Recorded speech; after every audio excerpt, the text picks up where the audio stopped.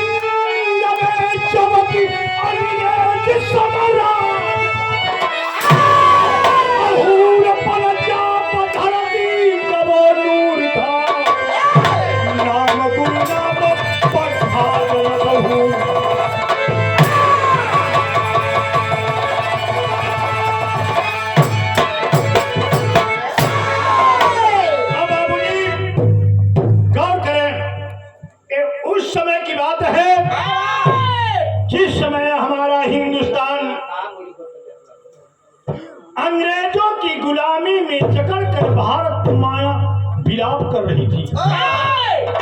उस समय हमारे हिंदुस्तान के कोने कोने से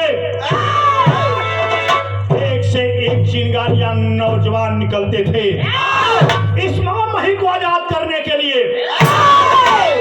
मिलता है पंजाब में, बगल में हरियाणा के रहने वाले गुरनाम सिंह जो एक पहलवान है बाबूजी, 10-20 पहलवानन के डेली लड़ा के जौन तब उन करते हैं ठंडा होके। लेकिन होता है गजल की टुकड़ा में कैसे।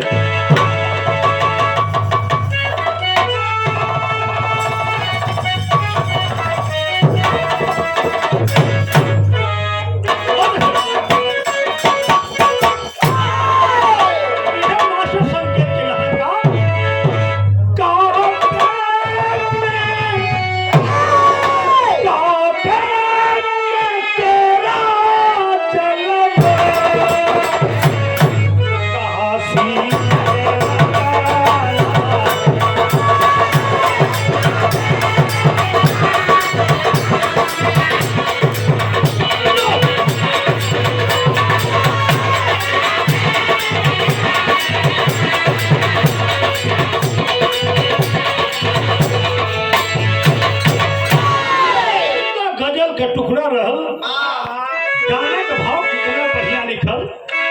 कहा गया है 1 रुपए की कलम से वीरों की गाथा लिखी जाती है, कहानियां लिखी जाती है। 1 रुपए की कलम से जिंदगी और मौत का पैगाम लिखा जाता है बाबू। वही लेकर के जज बैठता है और किसी को मौत और किसी को जिंदा छोड़ता है, सजा मिलती है। लेकिन कभी लिखा था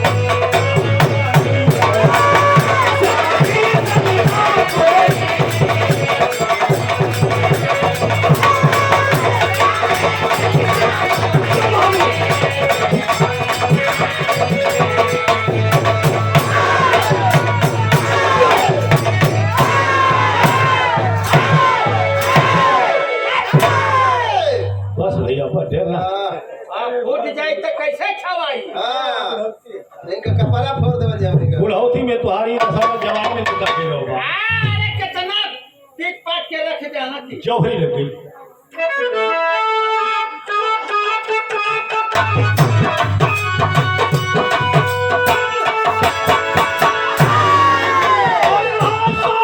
वही जवानी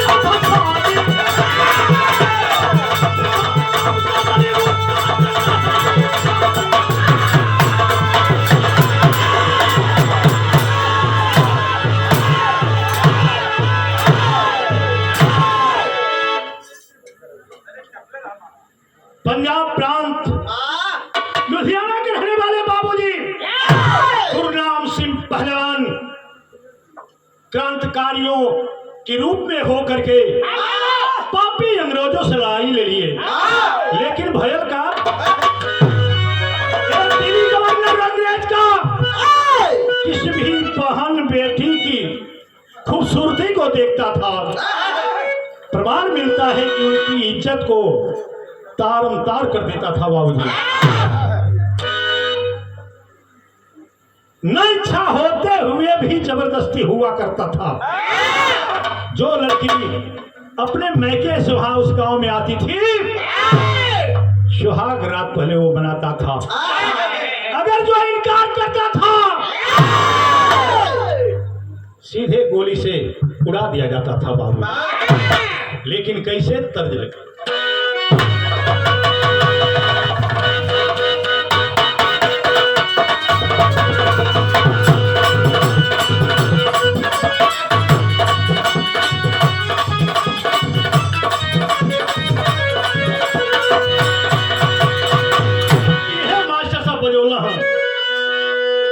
अरे छपरा सहारिया में छपरा सहारिया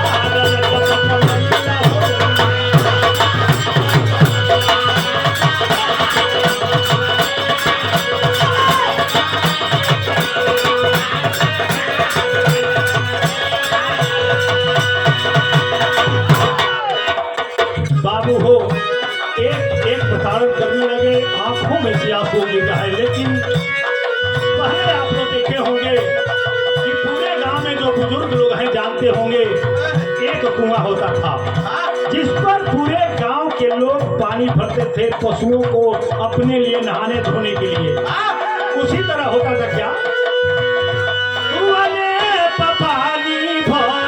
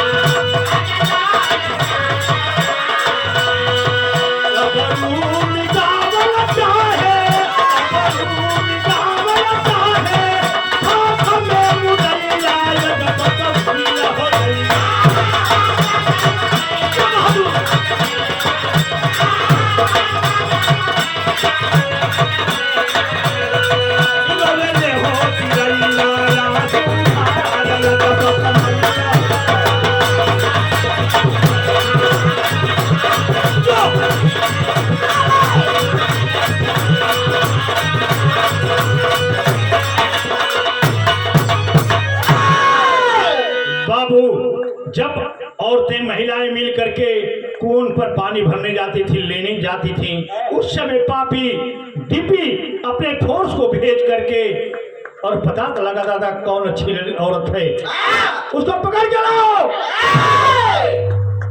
एक दिन चादरी भी उस कुएं पर पहुंची हुई है।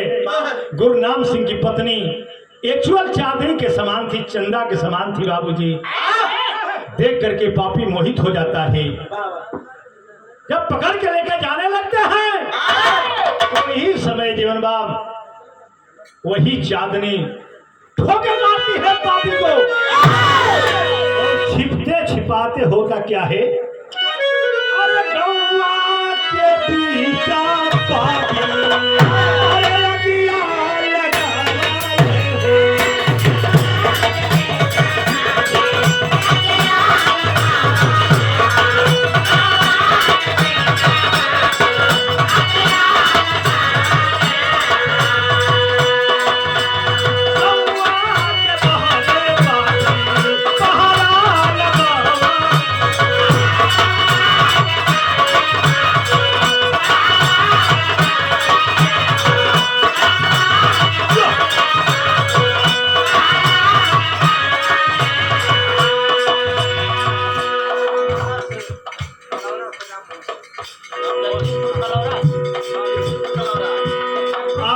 देखिए ग्राम कलौरा से,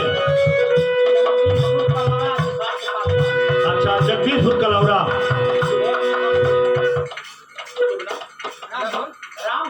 आदरणीय राम भवन जी के कर कमल से ऐसा पुरस्कार का बार बार बोले कि जनता के नागरिक की दौलत की आशीर्वाद से सेवा।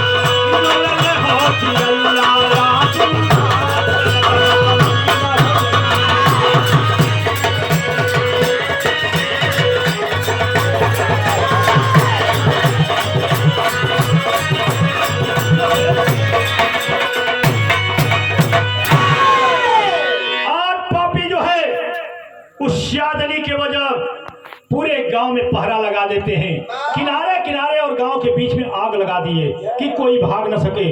ए बाबूजी, लेकिन प्रमाण मिलता है कि चांदनी छिप छिपा कर किसी तरह गांव से बाहर, जहां गुरुनाम सिंह 20 पहलवान के लेके अधूर माटिया लड़ावत रहलन, अखाड़े से दूर से इशारा करती है, भूखट में है।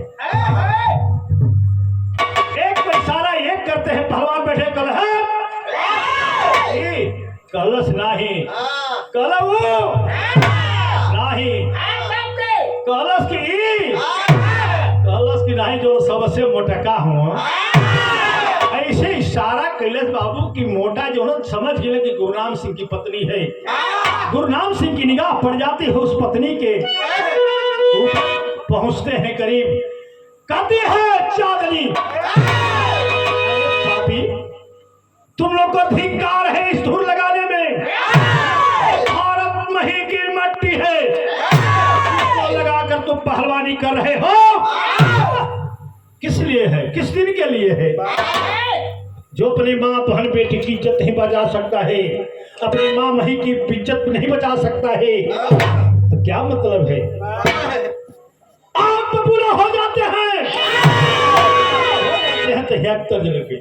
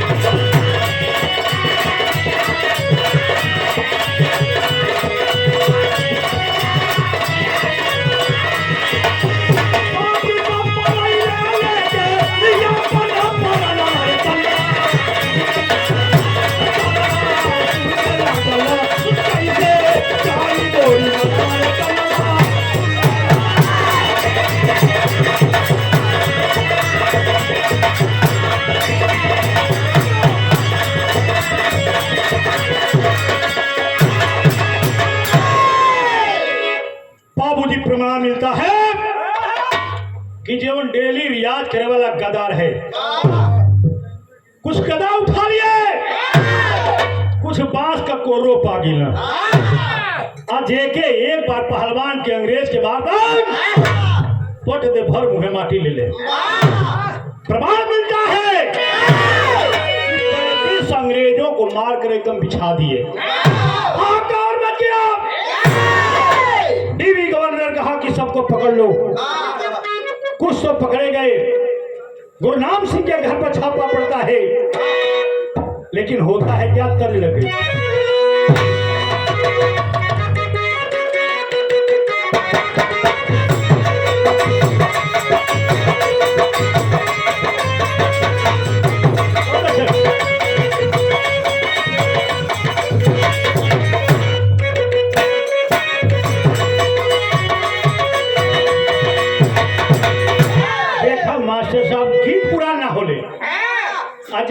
पुराण गीत में, जतना पुराण गुर में इतना पुरान मेहरारू में देखा है मने और तोके कुछ ना दिखाई देला सर। अरे ना क्यों रही तो पुरान जे घरवा रही वही जतिया थामे ये भाई। सही बात है। अगर घर में एक पुरनिया ना रहे तो घर का संचालित सही ना चलेला। देख रेख करी।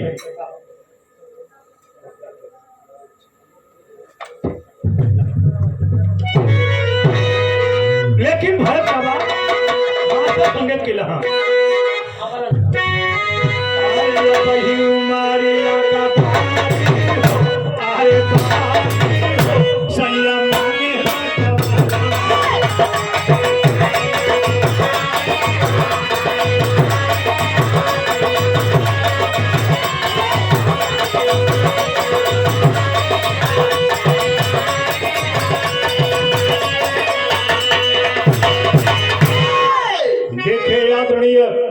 श्री इंद्रजीत जी घर मालिक के पुत्र हैं साहब।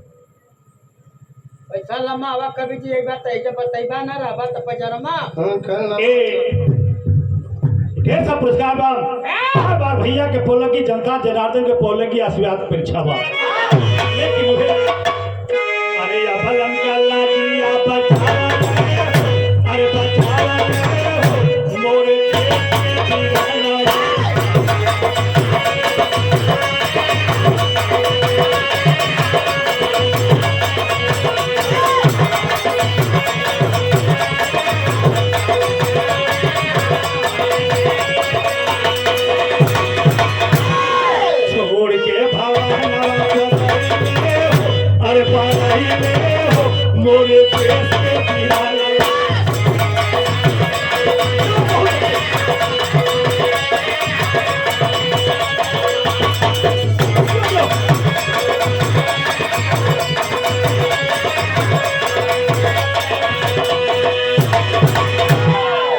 बाबू हो।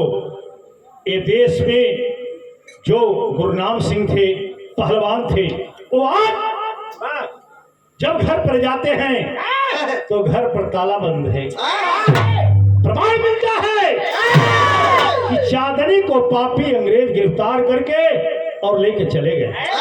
प्रताड़न करते हैं, पूछते हैं कि तेरा पति कहाँ है, कुछ भी नहीं बताती है। देखला कि जब पता मिलल कि पापी अंग्रेज पकड़ के अंग्रेज के सिपाही ले गए, गुरनाम सिंह वहीं से छिप करके और निकलते हैं कि शायद पापी मेरी पत्नी को गोली मार दिए होंगे। वहां से निकल गए कहाँ भर अरे क्रांति का चेता नहीं आवे में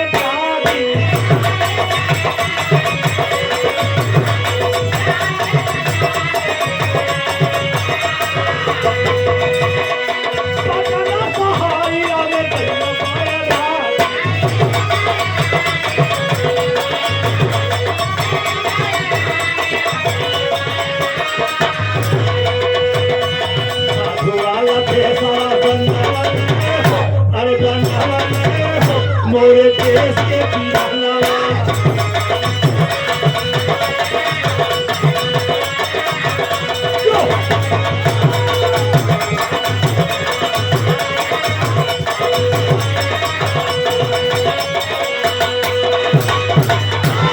और बाबू छुपते छुपाते हुए साधु का भेष बना करके गुरनाम सिंह जंगल के रास्ते, झाड़ियों के रास्ते छिपते छिपाते पटना शहर में पहुंच गया। अनजान जगह पहुंचते हैं तो चला कि पापी अंग्रेज अगर कहीं देख लेंगे तो कंफर्म है कि फिर मुझे जेल में भेज दिया तो गोली मार देंगे। लेकिन भल का बात अरे घुमाता गैया गाँव में तूफान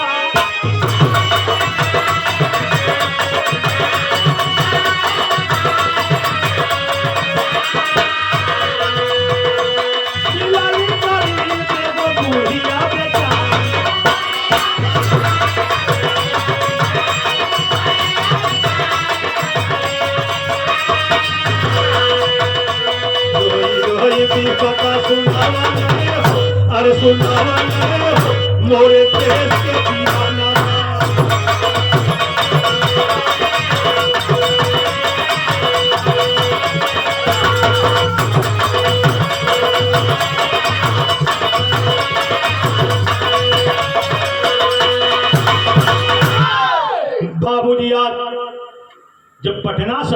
लगन। वहां से घूमते घूमते देहात में पहुंच गए। जब देहात में पहुंचल बाणा ये मास्टर, एगो बुढ़िया के झोपड़ी दिखाई दिलस। अब बुढ़िया की झोपड़ी के पास गए, रो रो करके अपनी कहानी कहने लगी। पहले तो बुढ़िया खोल रही थी झोपड़ी को, जो दरवाजा था। कहला कि माँ कोई है तो दरवाजा खोल दे। उस समय खोल करके कहती है बुढ़िया माँ कि यहाँ कोई नहीं है, मैं बुद्धि हूँ। कहा कि नहीं माँ, मैं अंग्रेज नहीं जो तू सोचती हो, मैं हिंदुस्तानी लाल हूँ और हिंदुस्तान का लाल हूँ। इस बात को जब कहती तो माँ बुढ़िया का कहेगा,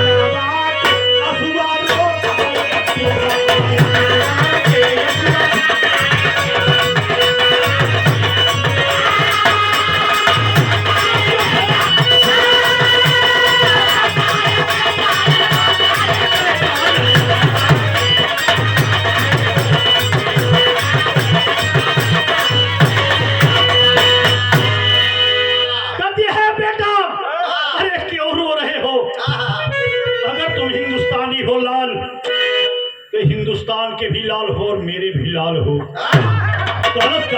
अरे झोपड़ी में क्रांति पता चलाई दे, जीवन नून धोती पर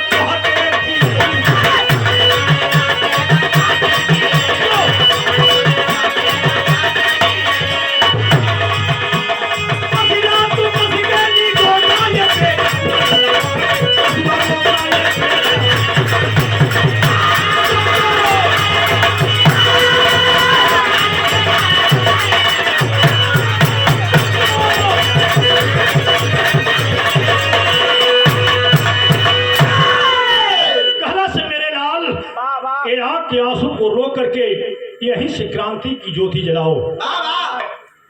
मेरे लाल हो तुम, वहीं से एक क्रांति की दीपक तब देश आजाद हो गया, आजाद हो गया। लेकिन बाबूजी गुरु नाम सिंह वही काम किए जो पंजाब में कर रहे थे। वही सिखाने लगला पहलवानी, अखाड़ा खोल लिया और वहीं से जो है पूरे देश की सिचुएशन को लेने लगी। आजाद हो गया लेकिन समझ पाए कि मेरा परिवार नहीं है। लगे का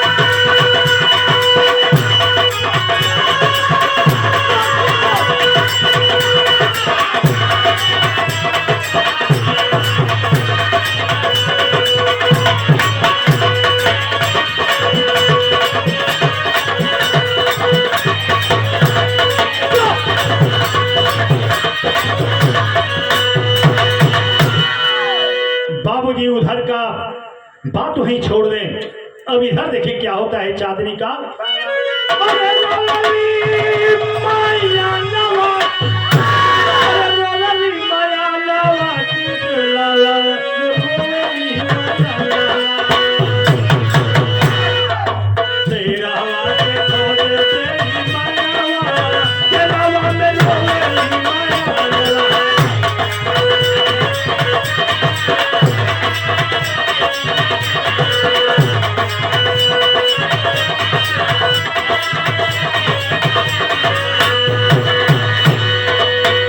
रोई रोई बेटी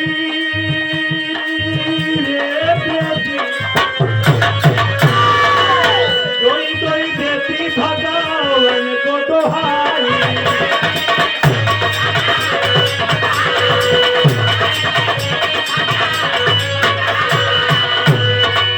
मथुरा में जाके जैसे जन्म में कढ़ाई, लाला रोई माया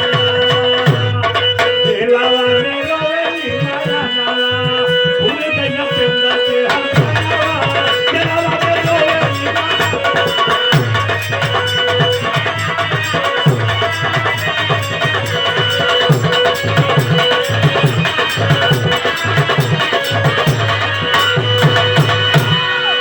बाबूजी आज जेल के अंदर चांदनी है, लेकिन गर्भवती है।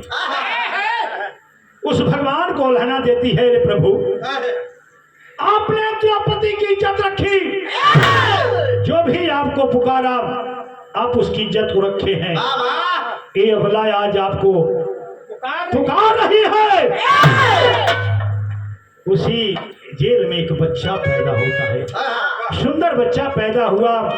उस लाल को लेकर के करे कि प्रभु जैसे आप जाके मथुरा में पले हैं, वैसे कोई लीला करिए कि मैं अपने बच्चे को पाल सकूं। आज उस कुदरत की ऐसी करिश्मा होती है कि जेल में से कैसे निकलती है टेरी में।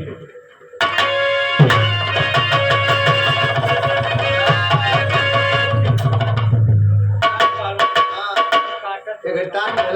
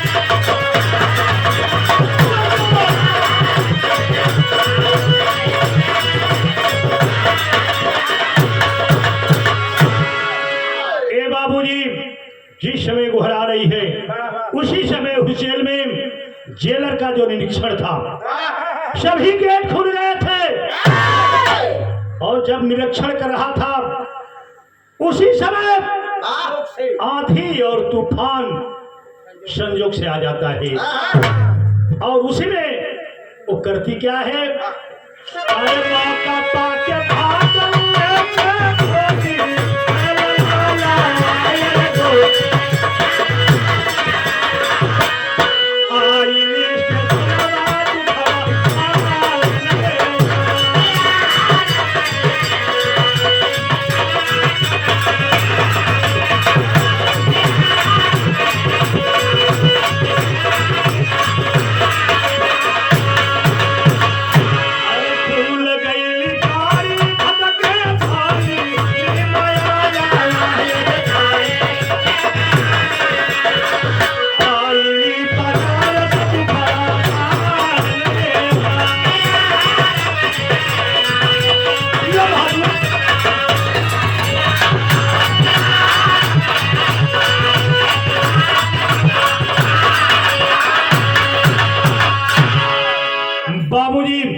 अपने नवजात शिशु को लेकर के चांदनी अपने कपड़े में लपेट करके और आंधी और तूफान के बीच में भाग लेती है।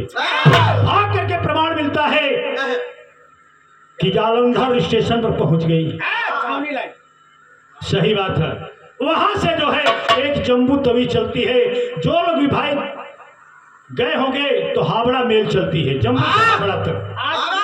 आज भी वो चल रही है, वो मेलों के समय से चल रही है। उस समय डीजल इंजन चलता था, कोयले वाला इंजन चलता था। प्रमाण मिलता है कि 10 दिनों का बनारस हवा में लग जाए। उस अंग्रेजों से छिपते छिपाते आज चांदनी बनारस आ जाती है। बनारस स्टेशन पर आंजान दिखाई देता है। यहाँ के सभी लोग आव भाव अलग दिखाई देता है। धीरे से बाहर निकलती है, कोने में बैठ जाती है अपने बच्चे को लेकर के। तेरे के भाव में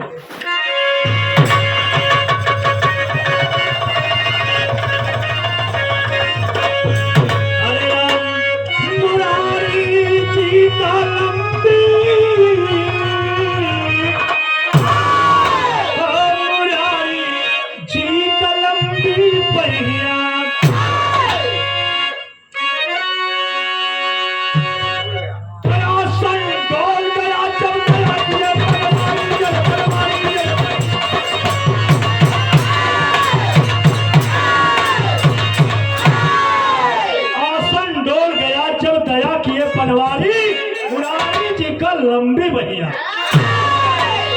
ये उन्हीं की कृपा है, मनुष्य के बस का कुछ भी नहीं है। लेकिन भर का बात कब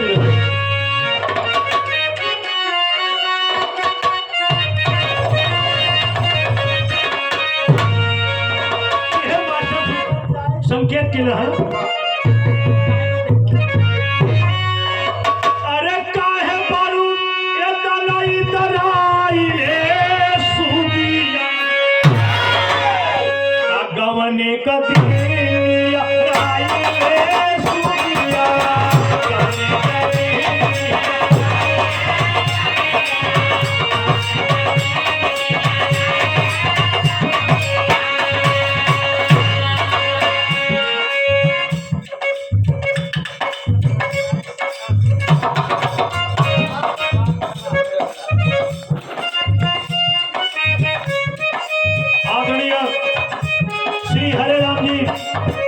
पंचायत सदस्य इनके कर कमलों से ये ढेर सा पुरस्कार का भैया का राजनीति कम चकाचक चमकती रहे और क्षेत्र पंचायत बने। लेकिन वह बात है बारू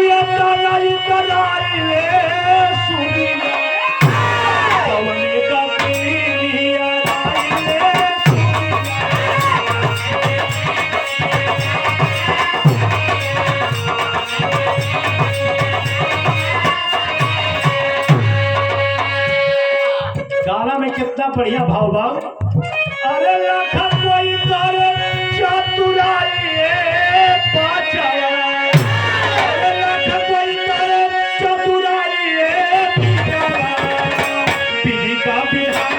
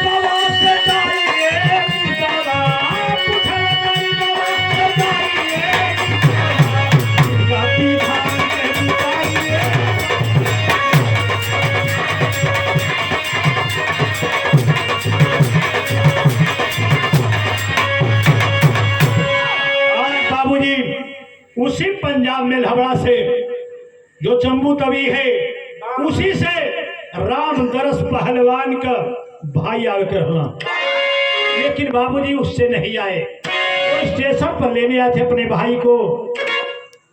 जब देखते हैं कि प्लेटफार्म पर उनका भाई नहीं मिलता है, प्लेटफार्म से बाहर जाते हैं, देखते हैं कि एक कोने में एक औरत अपने दधमुहा बच्चे को लेकर के और आंखों से भरी निगाहों से झरझर झरझर हो रही है और देख रही है कि कोई है नहीं, कोई पहचाने ना। लेकिन धीरे धीरे उनके करीब पहुंचते हैं। आप पूछला तो कहला का आप कहाँ से आई हो, कौन हो बहन? जब बहन का नाम सुनती है तो कहती क्या है, आ गई रही बिहाली पिपातिया चूड़ा।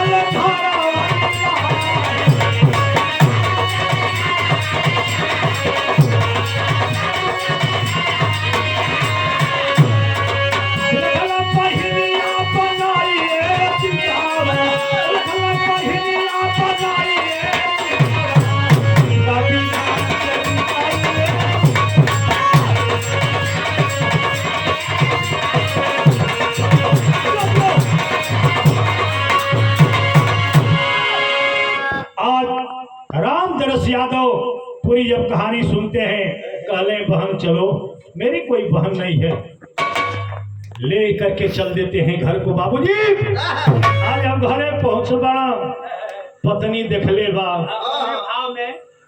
तो जब देख तो चिल्ला कर कहतिया ये कौन है? कहल गला कि सौत भी पता तो शंका बड़ी बड़ी आज चीज हो ले। आज रामदास डांट देते हैं, कहते चुप, अरे विपत्ति की मारी मेरी बहन है, ये मेरी बहन है, फालतू बात मत करना। उस बहन को अखबार में भाभी पकड़ती हो, लेकर के घर में जाती है और रहने लगते। होता क्या है,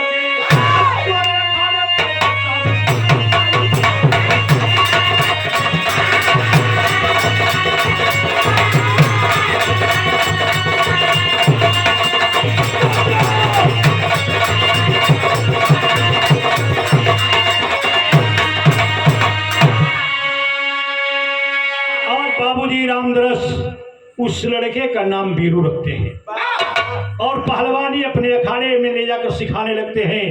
धीरे धीरे जब लड़का 18 साल भर जवानी पर आगल, केहू के अपने क्षेत्र में पहलवान लोग के छोड़े ना, हकार बच गया। एक वीरू नाम का पहलवान बनारस का है जो कि किसी को अपने सामने टिकने नहीं देता है। ये बाबू लेकिन भजन का आलम है।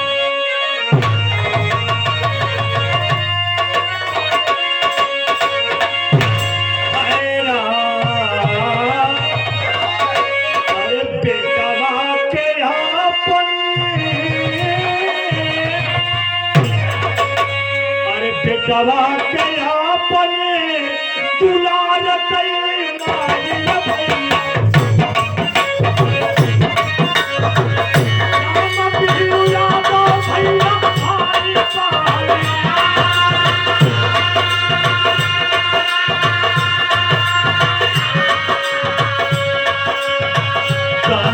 निहारे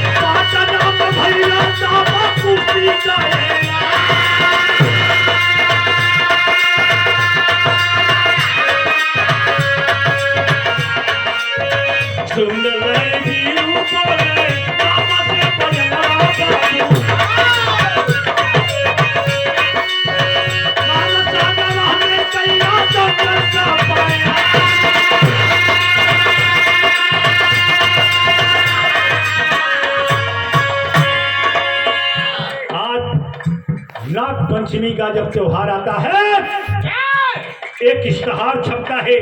कहां से? पटना शहर से, जहां बाबू गुरनाम सिंह पहलवानी करावत रहलन। वहां से इश्तहार छपता है कि नाग पंचमी के दिन यहाँ पहलवानों का कुश्ती होगा। पूरे हिंदुस्तान से वहां पहलवान पहुंचे। जब खबर पौलस इश्तहार पढ़ा है, वीरू मामा से गलस है मामा, अगर कहता तो चल के एक हाथ हम अजमा लेती।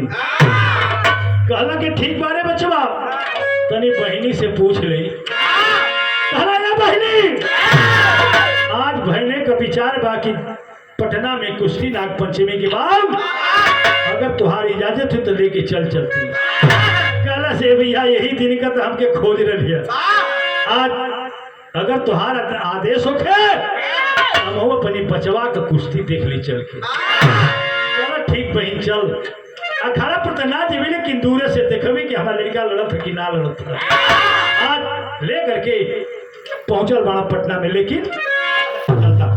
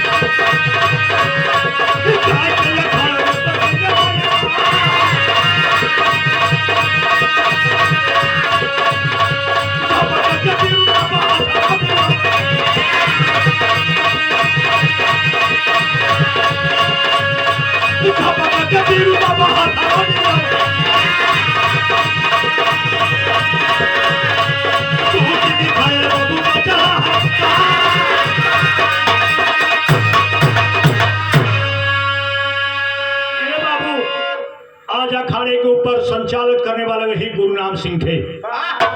जो भी पहलवान उतरता था, गुरु और चेला दोनों का परिचय लेते थे। आप कहां से आए हैं, आपके गुरु कौन है, आप किसके शिष्य हो। लेकिन उन्हीं का चेला एक सुरेश था, वो उस अखाड़े पर चैलेंज दे देता है कि कोई भी पहलवान मुझसे लड़ सकता है। ए बाबू जब इतना पतिया सुन ले बाबू, फिर को रोंगुआ खरखा गल हो। कहलस कि मामा खाता तक पोट दे चल दबा देती। कहला भाई परेशान न हो, अरे वो अच्छा पहलवान बा, तू भाई नाजुक हुए। कहलस कि रे तू लड़ल हो मामा तू। ये मामा के को मिट ना रहे दे। कहलो तब ठीक तो भर का अरे पापा तो कभी दबा धरानी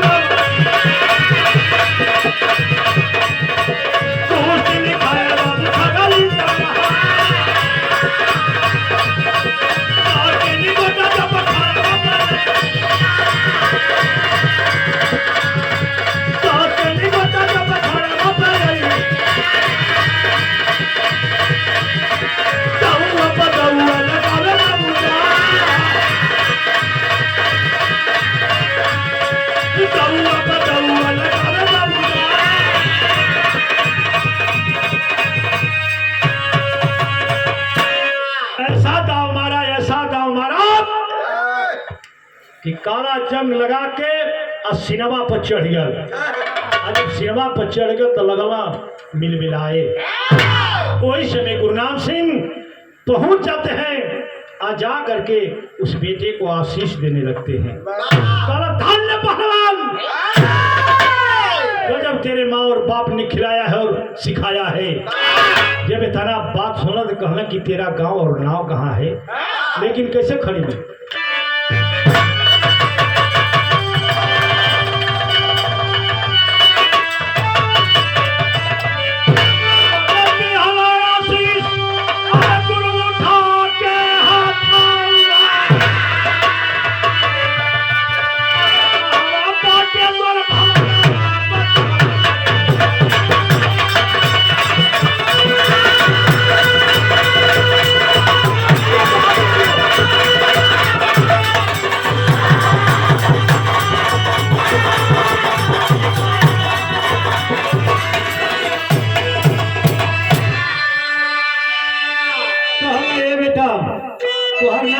कहाँ का रहे वाला हुआ? तो वो समय कहता कहे अरे लोग के पीरू याद कहे केवल बतावा बताई अरे हमारी विपत्ति याद करेगा।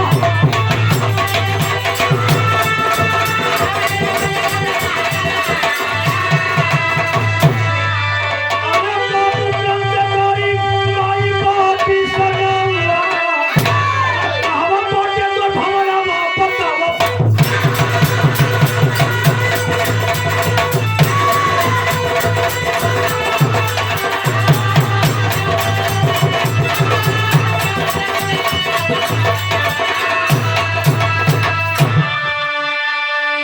ए बाबू अरे तुहार नाव का तुहार माई बाबू के हुआ तो हलस किए तने हम सुनले बाड़ी कि माई हमसे बतौले हैं कि तुहार बाबू के अंधकारी रहला और हम कुछ ना जानत हैं। चांदनी हमार माई है लेकिन कैसे अरे बाबू के अंधकारी हुए देश का पुजारी अरे दुर्गा ऐसा माई है चांदनी हम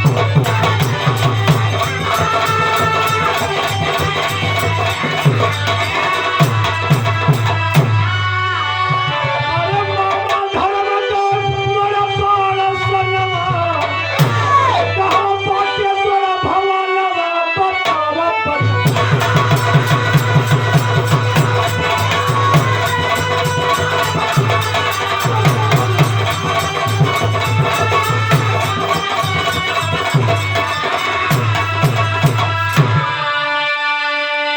कलश की अगर तुहार चांदनी माई है तो हमसे का मिला सकत हुआ? कलश चला पहलवान हम तो की जरूर मिला दे। अरे रोके गुरु राम लिए अरे छाती से लगाई अरे चला दे बापिया भाई अपने माई से मिला।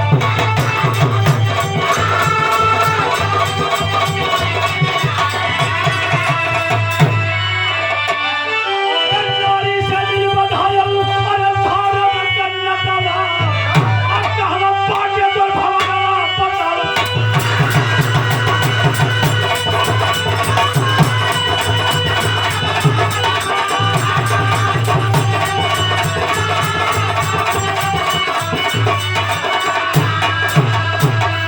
आज बाबूजी गुरु नाम सिंह जाते हैं और जब चांदनी के देखला तो एकदम झर झर आंख से पानी गिर कहला कि हम तो जननी की तू मर गेलू। कहलस कि हमारा लाहे तुहार जौन है गोदी का लाल ही है। आज हम धन्य हो गई ले करके तीनों को रामदर्श बनारस आ गए। आज वह खड़ा है पहलवान दादा के नाम से प्रसिद्ध है कजाक में जानत हुई अंतिम प्रमाण है